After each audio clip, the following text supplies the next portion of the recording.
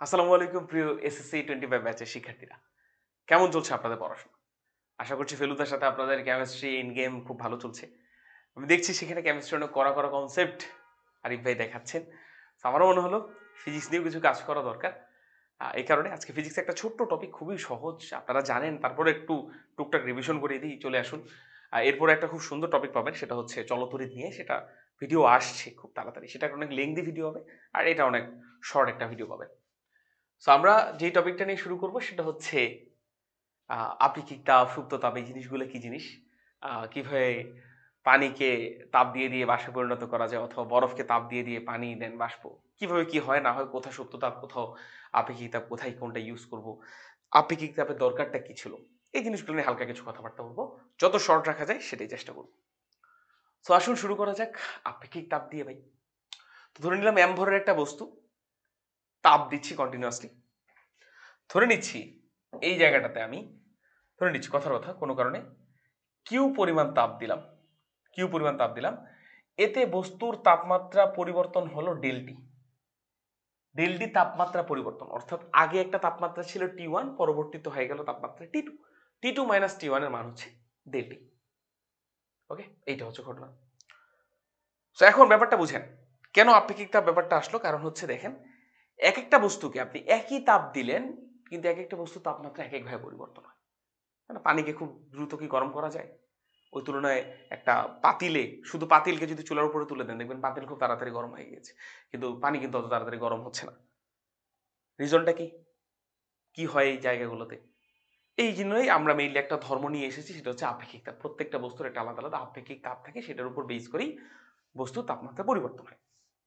তো আপেক্ষিক তাপ পড়তে গিয়ে দেখলাম বস্তুটাতে ভরের বস্তুতে কিউ তাপ দিলে বস্তুর তাপমাত্রা পরিবর্তন হচ্ছে ডেলটি।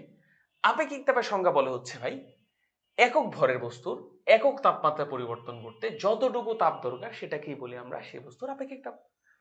তাহলে আসেন আমরা ঐকিক নিয়মে শিখি। এম ভরের বস্তুর ঐকিক নিয়ম শিখবো, ঠিক আছে?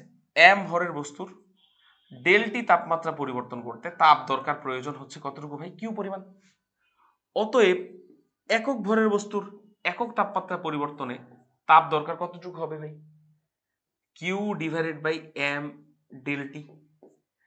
Q divided by M del T এই জিনিসটাকে বলি যে কোনো পদার্থের ভাই আপেক্ষিক তাপ, সেটাকে এস দ্বারা প্রকাশ করতে পারেন।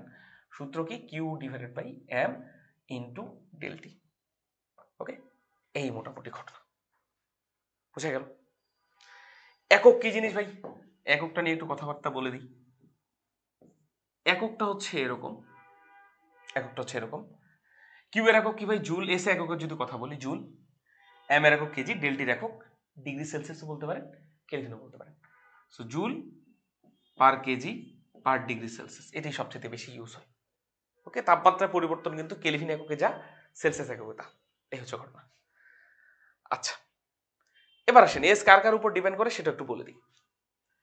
এই যে এসটা যে আছে ভাই, এইটা অবশ্যই পদার্থের উপাদানের উপর ডিপেন্ড করবে, তাই না? এক এক পদার্থের এক এক রকম জিনিস হবে এই জিনিসটা। এখন আপনি ভাবতে পারেন এস কি বস্তুর সূত্রে দেখতে পাচ্ছেন এম আছে, তার মানে এস বস্তুর ভরের উপর ডিপেন্ড করে। উত্তর হচ্ছে বস্তুর ভরের উপর ডিপেন্ড করে না, এটা শুধুমাত্র বস্তুর উপাদানের উপর ডিপেন্ড করে। আপনি বলতেন ভাই সূত্রে দেখা যাচ্ছে ক্লিয়ারলি এম এর উপর ডিপেন্ড করছে এস। এস কিভাবে এম এর উপর ডিপেন্ড না করে থাকতে পারে? প্রশ্ন থাকতে পারে আপনার। আসুন চেষ্টা করি দেওয়ার। দেখুন, আপনি যদি ভর বাড়ান ভাই, এম যদি বাড়ান, ভর যদি বাড়ান, তাহলে বেশি তাপ লাগবে বস্তুটাকে উত্তপ্ত করতে। বেশি ভরের বস্তুকে বেশি তাপ দেওয়া লাগবে বস্তুটাকে উত্তপ্ত করতে। সো এমও বাড়ছে, কিউও বাড়ছে, এম বাড়াচ্ছেন, কিউও বাড়াচ্ছেন। আলটিমেটলি এদের যে রেশিও বা ভাগফলটা আলটিমেটলি এসটাকে ভাই, এসকে অপরিবর্তিত রাখে, এসকে রাখে অপরিবর্তিত। বোঝা গেল বিষয়টা? সো এস শুধুমাত্র বস্তুর উপাদানের উপর ডিপেন্ড করবে, বস্তুর ভরের উপর ডিপেন্ড করবে না। এটাই হচ্ছে বস্তুর আপেক্ষিক তাপ। এখন আমাদের মেইনলি কাজ করা হচ্ছে ভাই আপেক্ষিক তাপ নিয়ে, পানি নিয়ে। ওকে, সো বলছি আপনাকে ধীরে ধীরে পানির ক্ষেত্রে আপেক্ষিক তাপ আর অন্য কিছুর আপেক্ষিক তাপ নিয়ে একটু আপনাদেরকে বুঝাই ব্যাপারটা কি, আপেক্ষিক তাপ দরকারটা কি।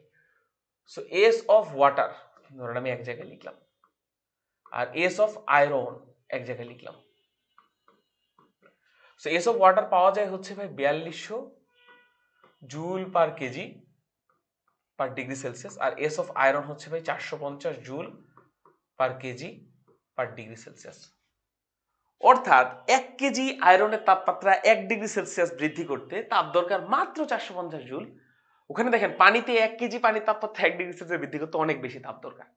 সেই যে আপেক্ষিক তাপ আমাদেরকে ধারণা দেয় কোনো বস্তুকে কত দ্রুত হিট করতে পারবো বা পারবো না, এটার উপর বেস, এইটার নির্ভরশীলতাটা ব্যাখ্যা করে। তো আশা করি এই জিনিসটা বুঝেছেন। এখন একটা জিনিস জাস্ট মনে রাখবেন, এটা আপনাদেরকে নোট করে লিখে দিই। আসেন, সো এস অফ পানি মনে রাখবেন ভাই 4200 মুখস্থ রাখবেন। আর এস অফ বাষ্প মানে আপেক্ষিক তাপ অফ বাষ্প আর এস অফ বরফ এগুলো একটু মনে রাখবেন ভাই, মানটা হচ্ছে 2100 করে। ওকে, এই কয়েকটা জিনিস একটু কাইন্ডলি মুখস্থ রাখা লাগবে আপনাদের, এই জিনিসটা। তো আপেক্ষিক তাপ নিয়ে যাবতীয় যত রকম তথ্য আছে চেষ্টা করেছি দিয়ে দেওয়ার আপনাদের স্ট্যান্ডার্ড অনুযায়ী। এবার আরেক প্রকার তাপ আসে ভাই, সেটা হচ্ছে সুপ্ত তাপ। সেটার উত্তর দিচ্ছি, আপনাদেরকে বোঝাচ্ছি। দেখুন ব্যাপারটা, ধরেন কোনো পানির তাপমাত্রা প্রথমে আছে 10 ডিগ্রি সেলসিয়াস, এরপর তাপ দিয়েছি রেড কালার মানে তাপ দিয়েছি আগুন, এর তাপমাত্রা বেড়ে হয়ে গেল 20 ডিগ্রি সেলসিয়াস। এই যে তাপমাত্রা বাড়লো, তাপটা দেখতে পাচ্ছি যে তাপ দিচ্ছে, তাপমাত্রা বাড়ছে। তো এখানে যে তাপটা দিলাম সেটা দেখা যাচ্ছে। আর কোন একটা বরফ আছে, আপনি তাপ দিলেন, বরফটা হয়ে গেল, এটা ধরেন বরফ, এইটা হয়ে গেল পানি। তো এইখানে আপনি তাপ দিচ্ছেন, তাপটা কই গেল দেখা যাচ্ছে না। বরফেরও তাপমাত্রা 0 ডিগ্রি সেলসিয়াস, পানিরও তাপমাত্রা ভাই 0 ডিগ্রি সেলসিয়াস। তাহলে দেখেন তাপমাত্রা বাড়ে নাই, তাপটা দিলেন যে এটা গেল কই। তো এই যে তাপটা ডিরেক্টলি দেখা যাচ্ছে না, এখানে ডিরেক্টলি পানিকে তাপ দিয়ে মানে এখানে আঙুল ডুবিয়ে দেখছেন ঠান্ডা লাগছে, এখানে গরম লাগছে, এখানে দুইটাই একই রকম ঠান্ডা। তো এই যে দেখুন তাপমাত্রা চেঞ্জ আনচেঞ্জড, অবস্থা পরিবর্তন হচ্ছে, এখানে যে তাপটা দেখা যাচ্ছে না, এই জন্য এই তাপটাকে বলি আমরা সুপ্ত তাপ, যেটা সুপ্ত অবস্থা থেকে দেখা যায় না। তো এখানে যে ঘটনাটা ঘটে, যতটুকু তাপ দিই সেটা পুরোটাই বরফের আপেক্ষিক মানে আন্তঃআণবিক যে বন্ধনটা আছে সেটাকে লুজ করে দেয়, যার কারণে বরফটা আলটিমেটলি পানিতে পরিণত হয়। বোঝা গেল বিষয়টা? তো আসেন গলনের আপেক্ষিক তাপ আর বাষ্পীভবনের আপেক্ষিক তাপ একটু বোঝার চেষ্টা করি। তো এই সুপ্ত তাপ জিনিসটা কয় জায়গায় ইউজ হয় এটা একটু বলে নিই আগে আপনাদেরকে। ধরেন ভাই কোনো একটা জিনিস কঠিন আছে, প্রথমে কোনো একটা জিনিস কোন কঠিন আছে, সেটা যদি তরলে পরিণত হয় ভাই, সেটাকে আমরা বলবি গলন। কঠিন থেকে তরলে পরিণত হওয়ার প্রক্রিয়াটাকে বলা হচ্ছে গলন। ঠিক আছে, মেল্ট হয়ে যাওয়া, গলে যাওয়া। সেই গলনের সুপ্ততাপ এই টপিকটা আমরা পড়বো। ওকে, এখানে এক প্রকার সুপ্ততাপ আছে। আবার অনেক সময় আপনি দেখবেন যে তরলটাকে তাপ দিলে সেটা বাষ্পে পরিণত হয়, তাপমাত্রা চেঞ্জ না হয়েও, সেটা হচ্ছে আরেকটা জিনিস। তো আসেন আগে আমরা গলনের সুপ্ততাপটা একটু দেখার চেষ্টা করি। ব্যাপারটা বুঝবেন ভাই, পানি একটা জিনিস জাস্ট আপনাদেরকে বুঝিয়ে বলি। বরফটা যখন পুরোটাই গলছিল, বরফ গলছিল, পানি বাড়ছিল, তাই না? বরফ গলিতে পানি হচ্ছে, সো বরফ গলতে গলতে জিরো হয়ে যাবে, পানি বাড়তে বাড়তে পুরো বরফটাই পানিতে কনভার্ট হয়ে গেল। সো মনে রাখবেন এই পুরো জায়গাটাতে এই যে তাপমাত্রাটা যে আছে না ভাই, এটা হচ্ছে বরফ গলনের তাপমাত্রা। এই তাপমাত্রাটা আনচেঞ্জ থাকে। বুঝা গেল? সো গলনের ক্ষেত্রে এই সুপ্ততাপ যেখানে ইউজ হবে সেখানে তাপমাত্রাটা আনচেঞ্জ থাকে। সো ব্যাপারটা বুঝবেন। জাস্ট একটু কথা বলছি আপনাকে। ধরেন কোনো একটা এই জায়গাটা এইটাই পাশে আনি দাঁড়ান, এইটাকে এখানে আনি দাঁড়ান। দেখেন কোনো একটা কঠিন তরলে পরিণত হলো, এই প্রক্রিয়াটাকে তো আমরা বলি গলন, তাই না? সো এম ভরের একটা কঠিন তরলে পরিণত হচ্ছে। সো এম ভরের কঠিন প্রথমে একটু গলবে, তরলে পরিণত হবে, একটু গলবে, এক সময় এম ভরের কঠিনটার পরিমাণ হয়ে যাবে 0, আর তরলে পরিমাণ প্রথমে 0 ছিল, পরে পরিমাণ বাড়তে বাড়তে হয়ে যাবে এম। সো আমি এখানকে ইনিশিয়াল অবস্থাটা লিখছি, এখানে ফাইনাল অবস্থাটা লিখছি। এম ভরের কঠিন পুরোটাই তরলে পরিণত হলো। এম ভরের কঠিনকে পুরোপুরি গলাতে ধরে নিলাম তাপ প্রয়োজন হলো কিউ পরিমাণ। এম ভরের কঠিনকে পুরোপুরি গলাতে তাপ প্রয়োজন হলো কিউ পরিমাণ। ওকে, এবং এই পুরো ঘটনাটা ঘটায় কোথায় ভাই? এই পুরো ঘটনাটা একটা নির্দিষ্ট টেম্পারেচারে ফিক্স থাকে, ওখানে টেম্পারেচারটাকে একদম ফিক্স থাকে, ওখানে কোনো রকম চেঞ্জ হয় না। সেটাকে আমরা নাম দিই হচ্ছে গলনাঙ্ক, বা যেটাকে ইংলিশে বলা হচ্ছে মেল্টিং পয়েন্ট, মেল্টিং টেম্পারেচার। ওকে, মানে বরফের ক্ষেত্রে এই টেম্পারেচারটা হচ্ছে 0 ডিগ্রি সেলসিয়াস।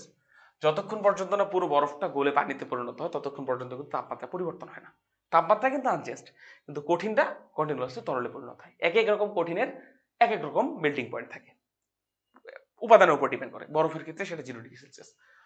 সো গলনের সুপ্ত তাপ এর সংজ্ঞাটা কি ভাই? একক ভরের কোনো কঠিনকে সম্পূর্ণরূপে তরলে পরিণত করতে যতটুকু তাপ দরকার। সেই যে এম ভরের যদি কঠিনকে সম্পূর্ণরূপে তরলে পরিণত করতে তাপ দরকার কিউ, অতএব একক ভরের কঠিনকে তরলে পরিণত করতে তাপ দরকার হবে Q divide by M. So এই কিউ বাই এম এটাকে আমরা নাম দিই হচ্ছে গলনের সুপ্ত তাপ। সো সুপ্ত তাপের ইংলিশ হচ্ছে লেটেন্ট হিট, লেটেন্টের এল, আর গলনের ইংলিশ হচ্ছে fusion. So latent heat of fusion, L F এর মান হচ্ছে Q by M, L F এর মান হচ্ছে ভাই কিউ বাই এম। এই হচ্ছে ঘটনা। সো এটা কার কার উপর ডিপেন্ড করে ভাই? এটাও কার কার উপর ডিপেন্ড করে বলে দিই। এটা অবশ্যই উপাদানের উপর ডিপেন্ড করে এবং এটা অবশ্যই ভরের উপর ডিপেন্ড করে না। এটা অবশ্যই ভরের উপর ডিপেন্ড করে না, বুঝে গেল? এবং আরেকটা নোট দেখিয়ে দিই আপনাদেরকে, এক্সপেরিমেন্টালি পাওয়া গিয়েছে বরফ গলনের সুপ্ত তাপ, বরফ গলনের সুপ্ত তাপ, এটা পরীক্ষাগারে পাওয়া গিয়েছে, এই তাপটা বের করা গিয়েছে আর কি। বরফ গলনের সুপ্ত তাপ হচ্ছে ভাই এল এফ এর মানটা 3,36,000 জুল।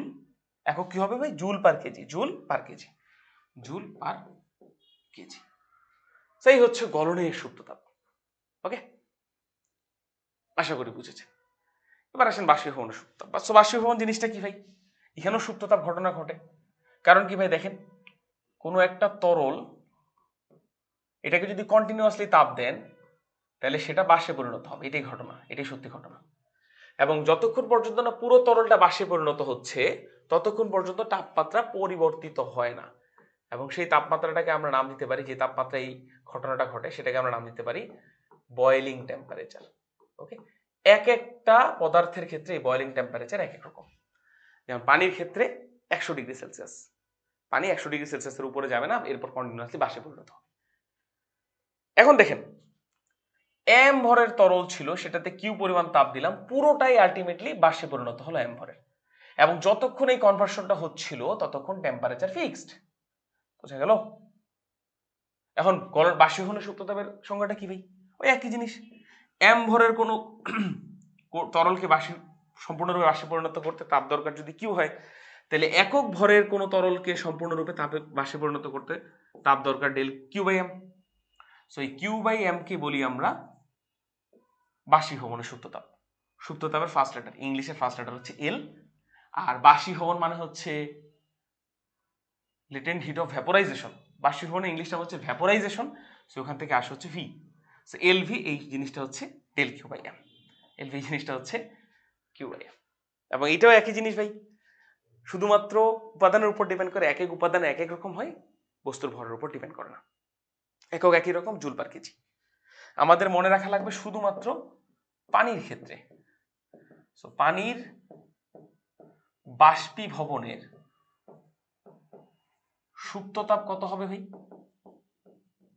এইটা যদি আপনাদেরকে একটু দেখাতে চাই তাহলে মানটা মনে রাখবেন 22,68,000 জুল পার কেজি। এই হচ্ছে ঘটনা। সো দুইটা জিনিস ভাই, একটা হচ্ছে আপেক্ষিক তাপ আর একটা হচ্ছে সুপ্ত তাপ। সো কোথায় আপেক্ষিক তাপ ইউজ করবো আর কোথায় সুপ্ত তাপ ইউজ করবো এটাই আপনাদেরকে বের করা লাগবে। সো আমি যদি এখন আপনাকে আপেক্ষিক তাপ আর সুপ্ত তাপের যদি ব্যাপারটা একটু আপনাদেরকে একসাথে দেখাতে চাই, একসাথে যদি দেখাতে চাই তাহলে দেখবেন আপেক্ষিক তাপের সংজ্ঞাটা কি বলে, এস সমান Q divided by M del T. আর সুপ্ত তাপের সংজ্ঞাটা কি বলে ভাই, এল সমান হচ্ছে Q divided by M. So এখান থেকে কিউ সমান লিখা যাবে এম এস ডেল টি, আর এখানে কিউ সমান লিখা যাবে M into L, M S del T, আর এখানে এম ইন্টু এল।